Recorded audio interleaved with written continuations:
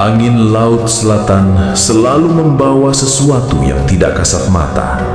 Sebuah bisikan tua yang merayap di antara butir pasir hitam dan suara ombak yang bergulung tanpa lelah. Di pantai Parangtritis, orang-orang tidak sekedar datang untuk menikmati pemandangan. Mereka datang dengan rasa hormat, bahkan dengan sedikit gentar. Sebab laut di sana bukan sekedar laut. Ia adalah gerbang, penjaga, sekaligus saksi dari kisah-kisah yang telah hidup jauh sebelum nama-nama manusia tercatat. Pada pertengahan abad ke-16, ketika Kesultanan Mataram baru mulai menapakkan pengaruhnya di tanah Jawa, hiduplah seorang pemuda bernama Raden Jatmika. Ia adalah putra seorang abdi dalam rendah di wilayah Pajang, tetapi darah bangsawan mengalir samar dalam nadinya, sebuah rahasia yang hanya diketahui ibunya. Sejak kecil, Jatmika memiliki kebiasaan aneh. Ia sering berjalan sendirian menuju tempat-tempat sunyi, hutan, tepi sungai, hingga perbukitan yang menghadap selatan. Ia mengatakan bahwa ia mendengar panggilan, bukan suara manusia, bukan pula gema alam biasa, melainkan sesuatu yang lebih dalam, seolah bumi sendiri berbicara kepadanya. Suatu sore, ketika langit tembaga mulai tenggelam ke dalam garis cakrawala, ia tiba di sebuah pantai yang belum pernah ia lihat sebelumnya. Hamparan pasirnya luas, dengan gumuk-gumuk yang berundak seperti napas yang membeku. Ombak menggulung tinggi, lebih garang daripada pantai utara yang biasa ia kenal. Seorang nelayan tua yang sedang memperbaiki jala menatapnya lama. "Anak muda," katanya belan, "tidak semua tempat di dunia ini untuk ditapaki tanpa izin." Jatmika mengernyit. "Siapa yang harus memberi izin?" Nelayan itu tersenyum tipis. Matanya redup seperti senja yang hampir padam. "Yang menguasai laut ini." Jatmika tidak menjawab. Namun malam itu, ia tetap tinggal. Bulan naik perlahan, pucat dan dingin, memantulkan cahaya ke permukaan laut yang bergerak seperti kain sutra raksasa. Angin membawa aroma asin yang tajam, bercampur dengan sesuatu yang sulit dijelaskan. Seperti bunga yang layu, namun masih menyimpan keharuman. Jatmika duduk di atas pasir, memejamkan mata. Panggilan itu datang lagi. Kali ini lebih jelas, lebih dekat, dan lebih memerintah. Ketika ia membuka mata, ia tidak lagi sendirian. Di kejauhan, tepat di batas antara ombak dan langit, berdiri sosok perempuan. Pakaiannya hijau gelap, berkilau samar seperti lumut yang basah. Rambutnya panjang, terurai, bergerak perlahan seolah mengikuti arus yang tak terlihat. Jatmika berdiri, tubuhnya menegang, tetapi kakinya melangkah tanpa ragu. Setiap langkah mendekat terasa seperti melintasi batas dunia. "Siapa engkau?" tanyanya. Suaranya hampir tenggelam oleh gemuruh laut. Perempuan itu tersenyum, senyum yang tidak sepenuhnya hangat, namun juga tidak dingin. "Aku adalah yang telah lama menunggumu." Jatmika menggeleng pelan. "Aku tidak mengenalmu." "Tidak," jawabnya lembut, "tetapi darahmu mengenalku." Angin tiba-tiba berhenti. Laut seolah menahan napasnya. Aku adalah penguasa Laut Selatan, lanjut perempuan itu. Suaranya kini bergema bukan hanya di telinga, tetapi juga di dalam dada Jatmika. Dan engkau adalah jembatan.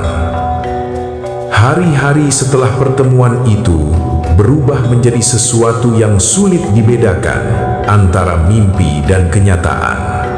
Jatmika kembali ke daratan, tetapi pikirannya tertinggal di tepi laut. Ia mulai mengalami penglihatan, ombak yang berbicara, bayangan istana di bawah air, dan sosok perempuan yang selalu menatapnya dari kejauhan. Ia mencoba melupakan semuanya. Ia kembali membantu ayahnya bekerja di ladang, bahkan mencoba mendekati kehidupan biasa yang diharapkan darinya. Namun setiap malam, suara itu datang lagi. Lebih kuat, lebih mendesak, hingga suatu malam ia tidak mampu menolak. Ia kembali ke pantai. Kali ini, laut tidak sekadar menyambut, ia membuka jalan. Air surut secara aneh, menciptakan jalur basah yang berkilau di bawah cahaya bulan. Di ujungnya, perempuan itu menunggu. "Engkau datang," katanya. "Aku tidak bisa menolak lagi," jawab Jatmika, napasnya berat. Perempuan itu mendekat. Jarak di antara mereka kini hanya beberapa langkah. Mata perempuan itu dalam, seperti samudra yang tak bertepi. "Engkau memiliki pilihan," katanya. "Menjadi bagian dari dunia manusia atau menjadi bagian dari sesuatu yang lebih besar." Jatmika terdiam. Dalam hatinya ada ketakutan yang menggeliat, tetapi juga rasa ingin tahu yang membakar. "Jika aku memilih yang kedua?" Perempuan itu mengangkat tangannya. Ombak tiba-tiba berhenti, membeku seperti waktu yang terhenti. "Engkau akan menjadi penjaga, penghubung antara darat dan laut, antara manusia dan yang tak terlihat. Namun sebagai gantinya," ia berhenti sejenak, "engkau harus meninggalkan hidupmu sebagai manusia biasa." Jatmika menutup mata. Ia teringat ibunya, wajahnya yang lelah namun penuh kasih. Ia teringat kehidupan sederhana yang mungkin tidak pernah besar, tetapi nyata. Namun ia juga merasakan panggilan itu, yang kini tidak lagi sekedar suara, melainkan bagian dari dirinya sendiri. Ketika ia membuka mata, jawabannya sudah bulat. "Aku memilih laut." Malam itu, ombak naik lebih tinggi dari biasanya. Nelayan-nelayan yang tinggal jauh dari pantai bersumpah bahwa mereka melihat cahaya aneh di kejauhan, hijau kebiruan, berpendar seperti napas makhluk raksasa. Dan di tengah cahaya itu, sosok Jatmika perlahan menghilang. Tidak ada jasad yang ditemukan, tidak ada jejak yang tersisa, hanya cerita. Tahun-tahun berlalu, Kesultanan Mataram tumbuh, menguat, dan memperluas wilayahnya. Para raja datang dan pergi, perang terjadi, perjanjian dibuat, sejarah terus bergerak. Namun, pantai Parangtritis tetap sama. Ombaknya tetap menggulung dengan kekuatan yang sama. Anginnya tetap membawa bisikan yang tidak berubah.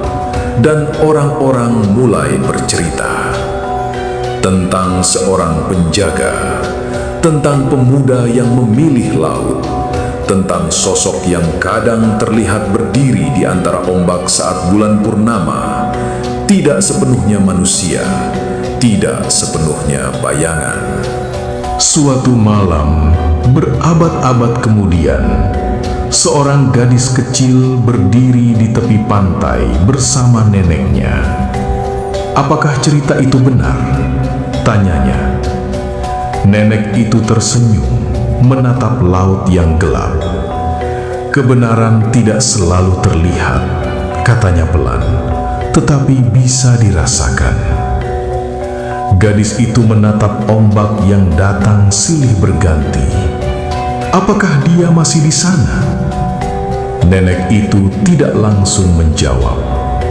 Angin berhembus membawa suara yang hampir seperti bisikan. "Selama laut masih bernafas," katanya akhirnya, "penjaga itu tidak pernah pergi.